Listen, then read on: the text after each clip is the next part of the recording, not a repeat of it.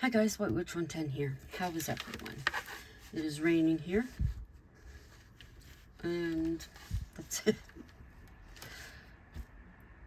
Okay. I have a story that I was writing a few weeks ago. I finished it today. Hubby and I have been working this weekend. Mostly him. I just do the light prep work for him. He does all the sluggy. He was waxing the other location for the client, so that's 2 12-hour days. So that's getting up at our normal time, which is 3:15. So next Saturday he doesn't get to sleep in either. He's got to go there. Maybe Sunday he can sleep in. If not, it'll be the following weekend. Anyhow, I don't have a title for this story, so if anybody wants to suggest one, feel free to, and we'll see what I think. Here we go. Final shift of the day. The majority of the building stood in darkness. It was a massive location. Laboratories outfitted with microscopes, beakers, flasks, and racks. Sterile white walls, white laboratory coats hung lifeless on stainless steel pegs. The noise of production was outweighed by the silence heavy in the air. Behind locked doors, they slithered, crawled, and scaled walls. Murky shadows, transparent figures, white mists.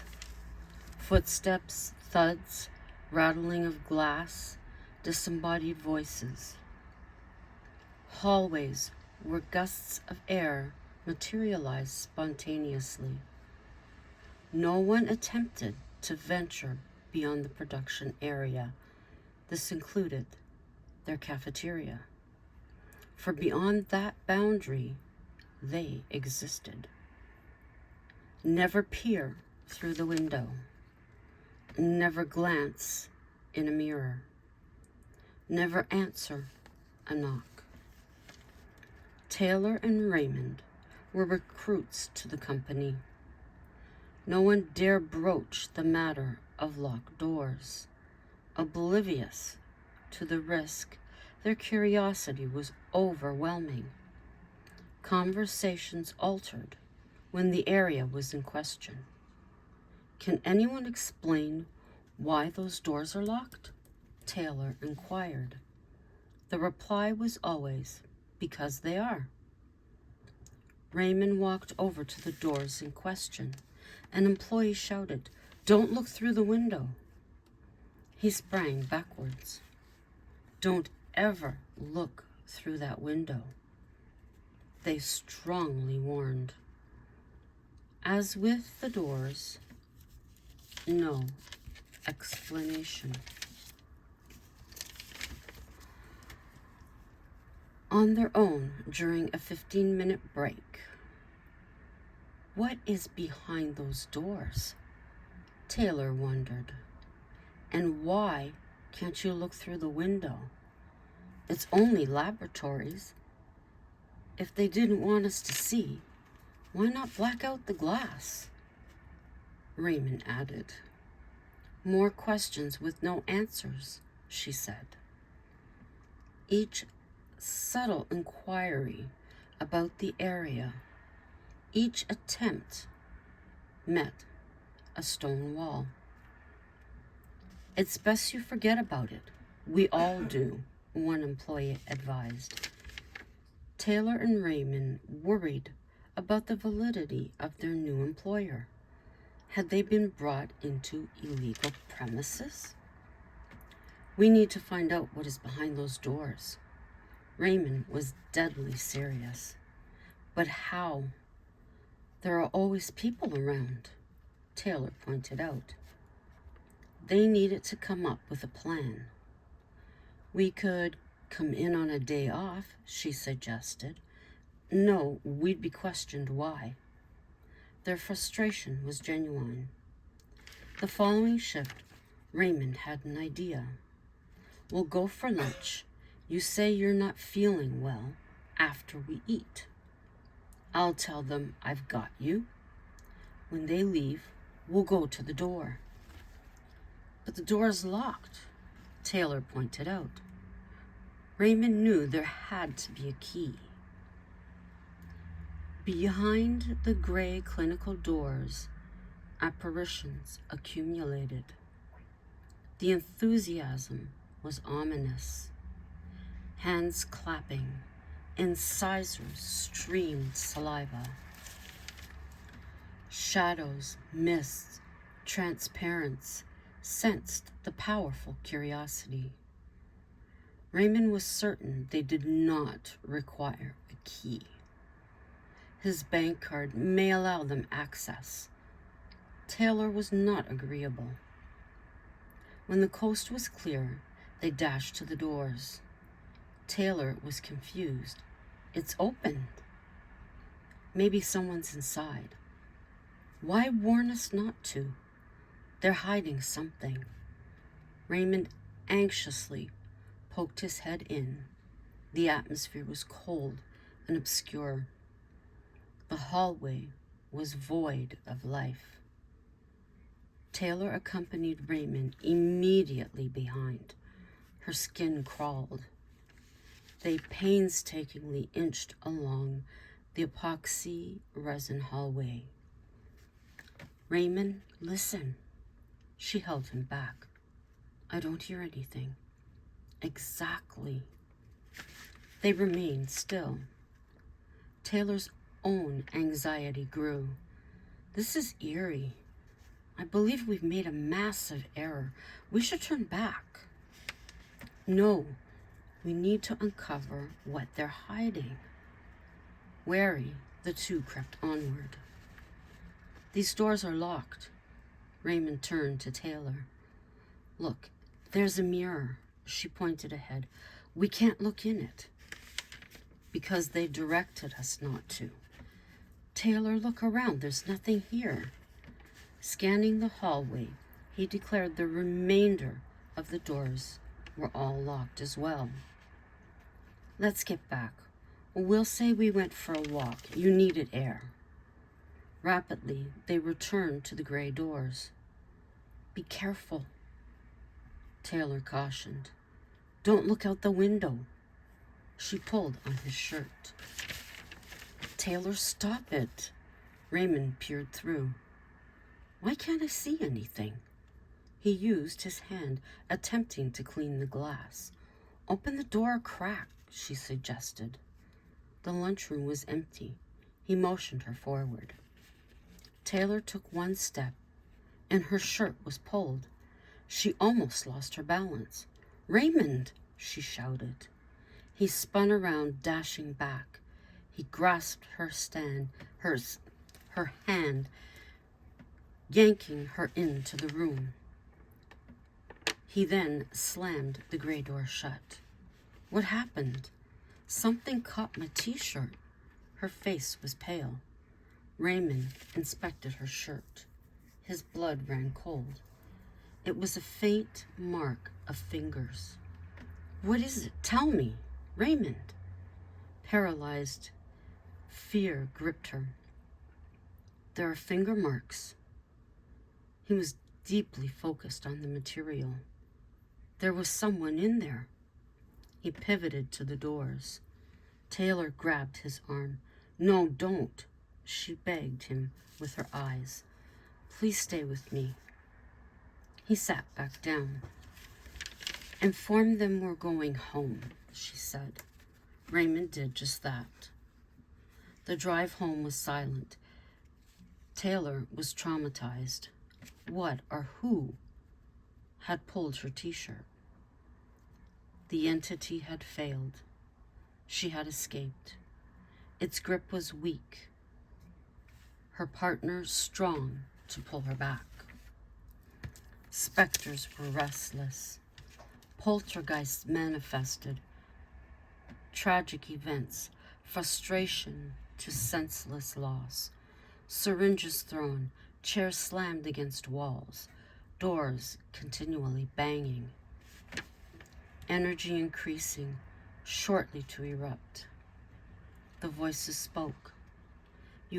Your futile attempt extinguished all possibilities. How could you be so reckless? I didn't foresee him. I would have had her. They are conscious of us now. Their curiosity may be our downfall. I don't believe they'll be back. I gave her quite a terrifying experience. She's been marked. There's no need to worry. Don't be so laxed. I understand what they are capable of.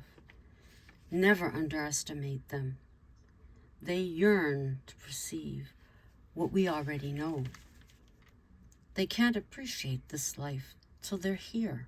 None of us did. They are all concerned about living one life. They need more. Next time, be wary. Separate them if need be. Take them to the East Wing. That is precarious, even for us. You understand what lives there. I am well aware. They may not make it out alive. Then they will have their answer. What lived in the East Wing? There it sat, in the miserable gloom of the phlebotomy room. Biohazard yellow containers alongside the vinyl chair. There were rips and gouges in the material.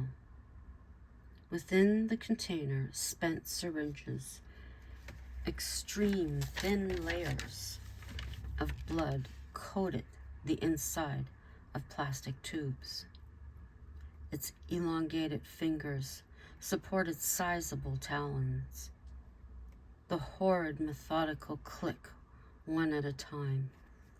The sound as foreboding as its status,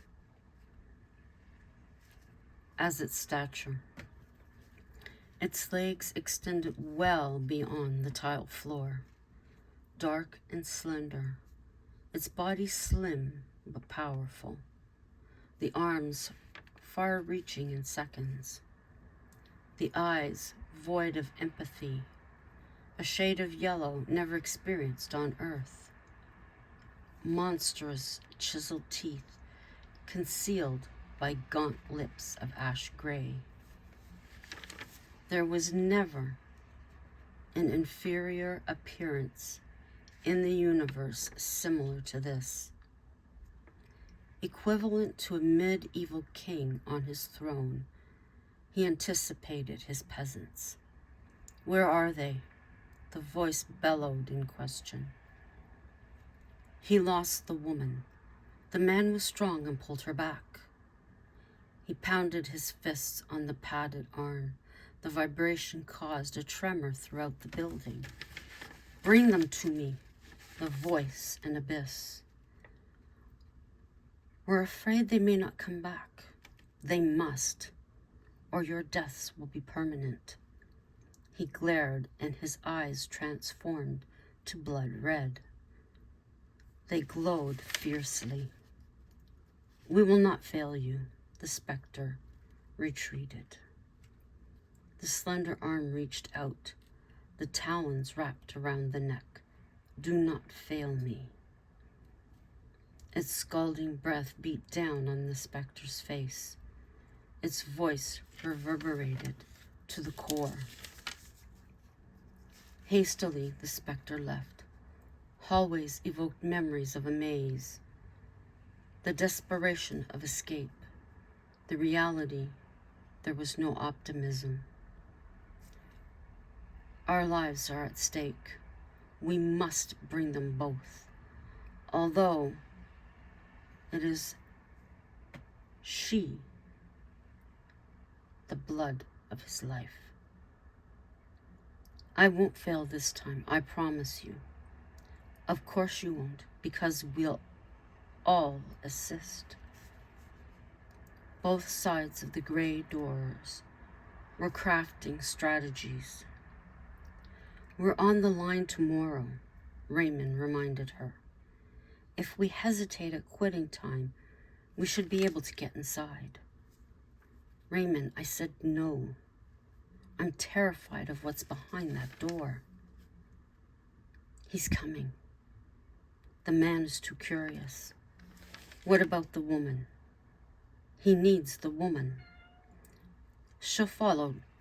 Do not worry, the demon advised.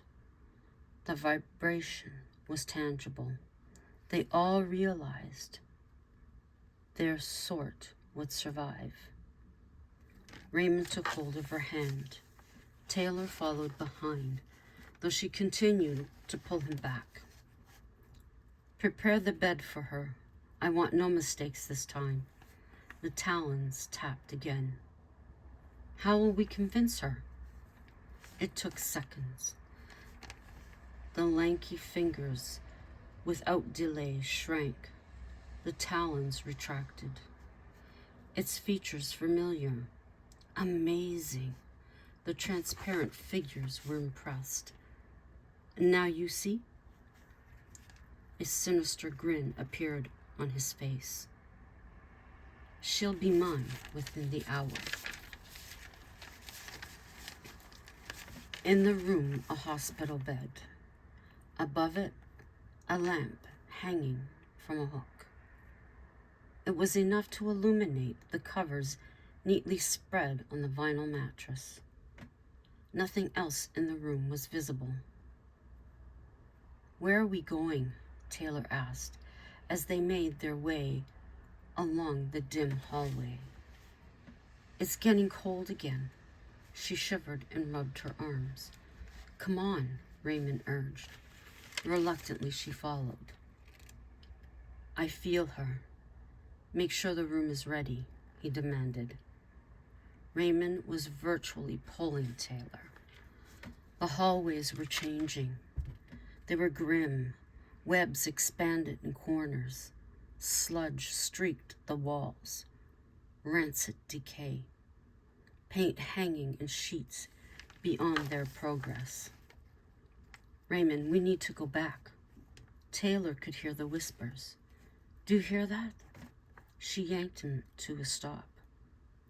He heard, but played as though he didn't. He shook his head. Come to me, a sultry voice invited. I await the tender feel of your ivory skin. No. I can't, Raymond. Let's go back. Both her hands were now forcing him backward to the gray doors. Don't be foolish, he scolded. We are so close to the truth. The hallway quickly became unpleasant as the atmosphere grew heavy with moisture. Raymond's stride changed. Are you with the woman? The talons drummed quickly. Its slender appearance transformed. He was no longer hideous. His body proportions flawless, face and skin impeccable. He ambled through the hallways, the final vestige of his previous self trailing, the ebony cloak of French terry. A hood shrouded the now faultless face. Take care of the man, he instructed. What should we do with him? The figure turned. His features. Another exclaimed, You're him. A second, to prove who he was. Now get rid of him. Take him to the far east wing. He'll never find his way out. And what if he does? It will be done by then. He extended a breath. Now go separate them, he commanded. The phantom scattered. He was dangerous at this phase. You realize we may not escape the East Wing. He's sending us to a permanent ending. Maybe not. Take the mirror, the white mist directed. It will be our offering. But that's his mirror, a trembling voice stated. By the time he learns, all of us will be done. No further questions. They did as instructed. "Raymond, where are you?" Taylor whispered in tears. A heavy fog had blanketed the area. Her hand slid from his. When the fog dispersed, she was the lone body. Then he appeared from the shadows. "Hurry, Taylor. There's a room we can hide." "What do you mean?" He had her hand. She followed in confusion blindly. Light from the room poured into the hallway. They stopped in the doorway. He nudged her left shoulder. "Quick, inside, they're coming." The charade continued. He secured the metal door. Taylor leaned against the hospital bed's center stage. He turned. "While we have time, I have a confession." His smile calculated, his grip on her upper arms. "I am thirsty for you." He stripped off his shirt. He placed her hands on his chest. Heat radiated into her palms. She sensed herself fading, dissolving into him. Taylor was defenseless. The final portion of her body to fade, her lips. The passion intensity she had never experienced. Her last glance into his eyes. They transmuted to yellow. Reality registered. To struggle, too little, too late. "Bring him to me." "How?"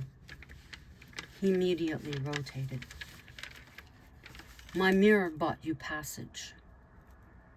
The talon materialized from the tip of his right index finger. "You thought I wouldn't know, you fools." His face became the hideous fiend he was.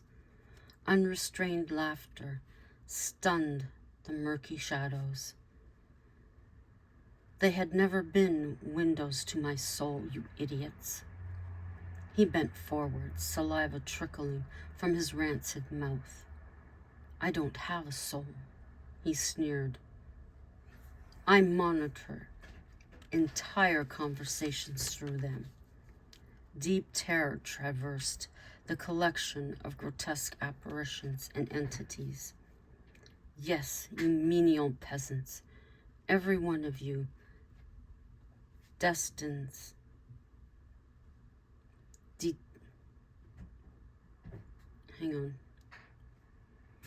every one of you lies within me. I will swallow you whole before spitting out your eyes. Better still, I will pierce them before spitting them out." He laughed once again. What did they have to lose? Nothing. Another life would bring them to identical capacity. Cover the mirrors with bedding. That should restrict his hearing. Speak in hushed tones. Our voices will be muffled. Let the man out. Direct him the opposite way. He'll do away with us anyways. Remember, we failed him. That was the first time. It doesn't matter to him. Agreed, they would protect Raymond. One tiny mirror had been overlooked. They will not reincarnate, none of them. His sub-bass voice declared. His talon slashed the air. The mimic was on hand. He called lovingly to Raymond. "Raymond, I can't see you. Where are you?" He raised himself from the floor. "Taylor, where are you?" "Follow my voice. I'm in the light." The flesh gate called. Believing Taylor had found him, he moved quickly toward her. "Taylor!" He ran into the arms. He ignored the unease he felt. "I'm relieved to see you." "I was frightened. We got separated. I was walking the halls, searching, calling."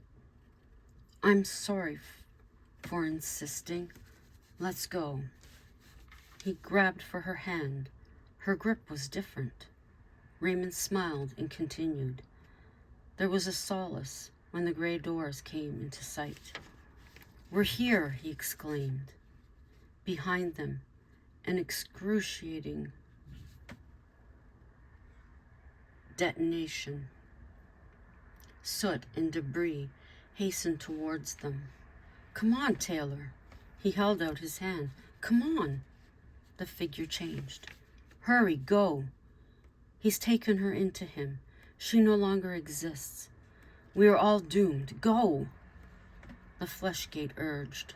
It ran toward Raymond, forcefully pushing him through the doors, locking them. The halls became spires, silhouettes against the sky, brilliant yellow at the core. The faintest orange, richest red merging into black. Murky shadows, transparent figures, white mists, and the flesh gate stood before this sight. He himself was torn to pieces. We are free and will reincarnate. Go separate ways. We will inevitably meet again. The double doors opened as employees rushed to the sound.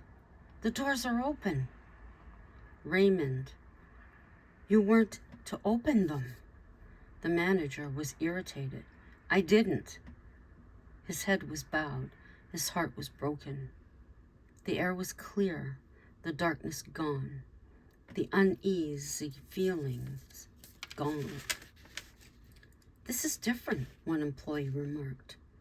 Raymond stood and walked to the small crowd. He was shocked. He pushed his way through, amazed at what he beheld. From the distance, he recognized the figure. He did not rush forward. The closer she came, the vibe was true to be her. Raymond ran to her. He held her tight and kissed her. The entire shift marveled at the drastic change. He felt it, the point of a talon. He whispered, "You fool, I didn't die. Your sweet love, so useful she is." The double doors slammed shut. The corridors dimmed. The employees rushed, pounding on them, their fate sealed. Welcome to my lair. That is the ending of that one. I do have another one that I'm working on, but I've got to read it and see if I want to go with that one or not. But we shall see as always. So from a rainy Ottawa, I'm going to be putting some clips at the end here. Enjoy them. Till the next time, ciao for now.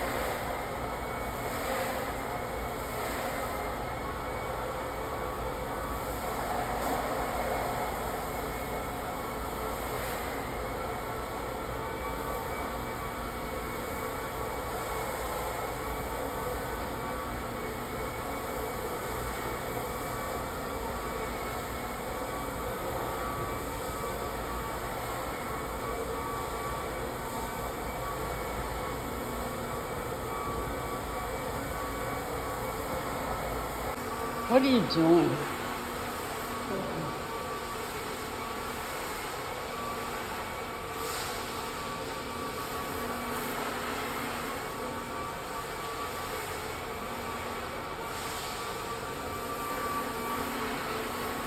It spins him around.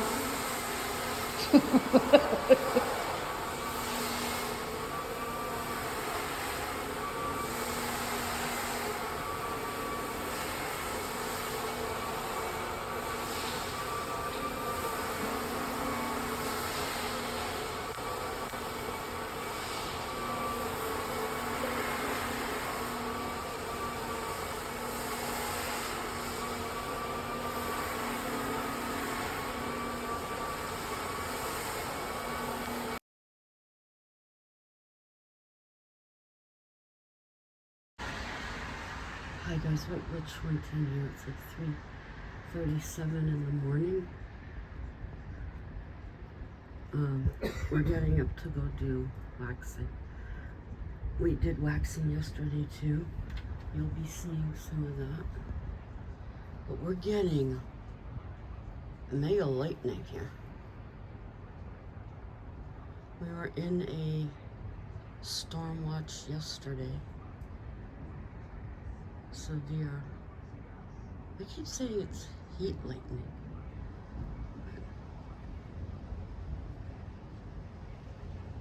Yeah, so no sleeping in this weekend.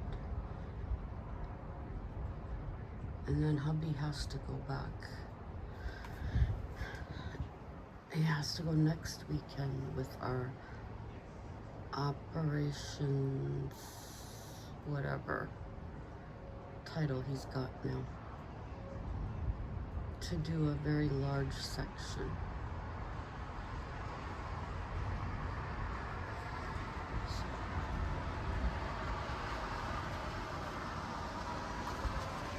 Our taxi guy, one of our normal ones, he, let's see, Eugene said to call the other guy because he was sleeping in this weekend. So Mustaf came and got us yesterday and then picked us up. So it'll be the same thing today.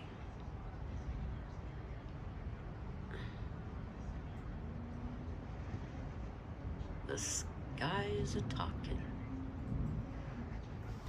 Oh my goodness. We should say that. Heavens is my father, earth is my mother, now and for all day and night long.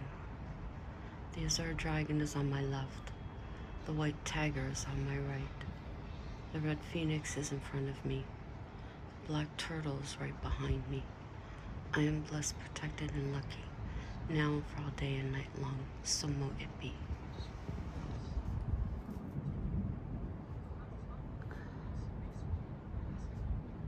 Tammy, you seeing this?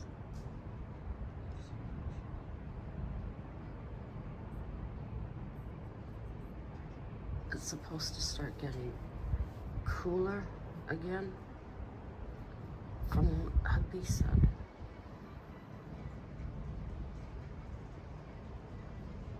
Yeah, see, with a sky like this, I would not be wanting to take.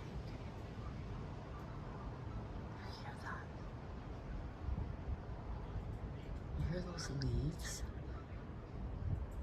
That reminds me of the cottage. Is that out? There.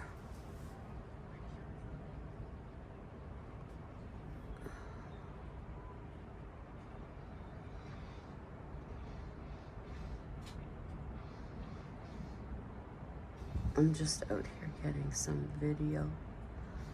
Then I've got to go in and get the cat boxes done. Well, you can hear the thunder. We are supposed to get rain all day.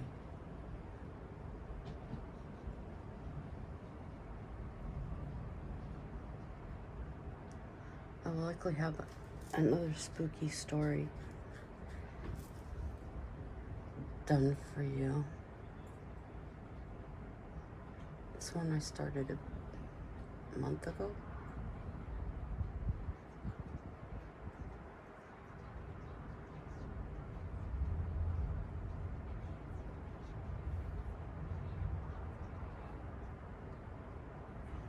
Oh, my arm.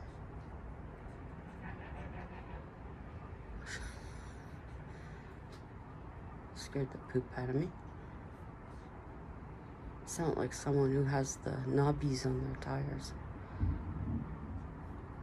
which you can have on the Quebec side for winter, but you can't on the Ontario,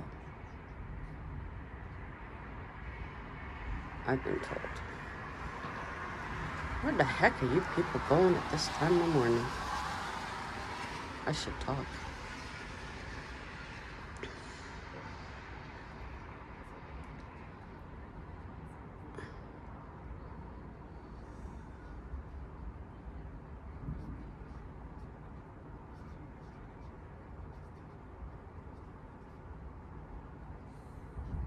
Pearl yesterday, with the weather coming in, she wasn't happy. She always comes beside us, my little girl. Oh my God.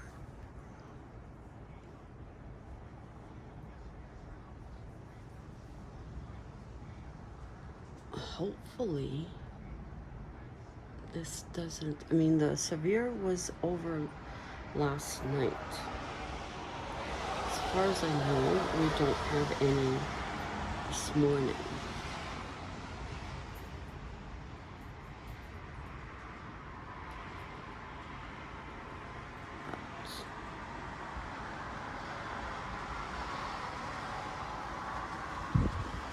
This figures, this is the best lightning there's ever been. And what's that? Oh, that's all that. Okay. No, I see all this wood, but I think that's from a tree they cut down.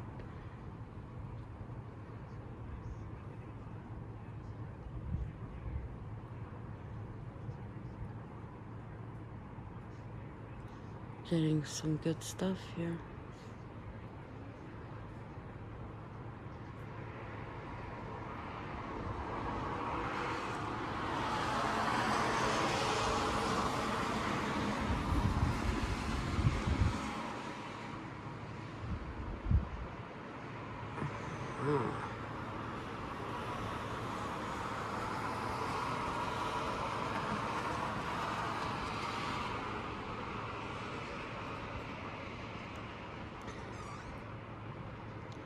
Well, I've got to go get the cat boxes done.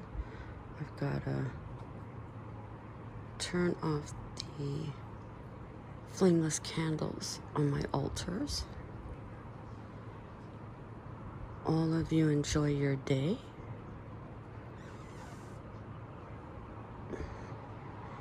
Be safe out there. Stay hydrated if you've got the heat coming. And until later, ciao for now.